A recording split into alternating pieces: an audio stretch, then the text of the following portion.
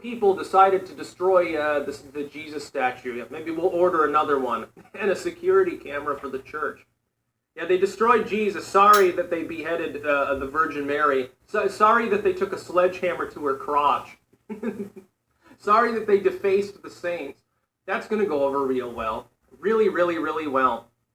It's just like when these people are, increasing, you got shootings and stabbings, literal deaths associated with the rioting mobs in some of these cities, and you still got left-wing politicians supporting them. It's funny, wasn't it Minneapolis there? Several of their city council members billed the taxpayers for private security during the same period of time to come out defunding the police.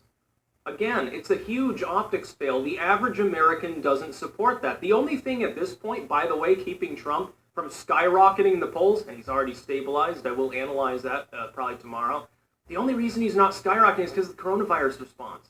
If that becomes a non-issue, trust me, the fact that people are rioting and looting is not going to go well for the left. It's always darkest before dawn. The left right now has sorely misjudged the situation.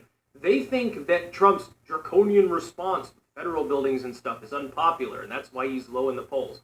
No, it's not, dude. And he's not as low as you think. When you cherry-pick your polls and say he's at 35% approval, he's a lame duck, you gotta be fucking kidding me. Even Karl Rove isn't that dumb when it comes to poll analysis. And now you're trying to destroy Jesus. Beheading Jesus to own the conservatives. Again, that's going to go over well optically. And I know that some people will say, I know that this will be in the comment section, never interrupt your enemy when they're making a mistake. I don't consider liberals to be my enemy. I'm warning the liberals that are standing with these people, you've gone nuts.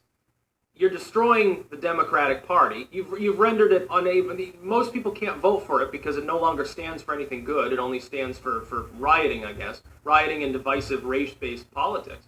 It would be nice to have a two-party system.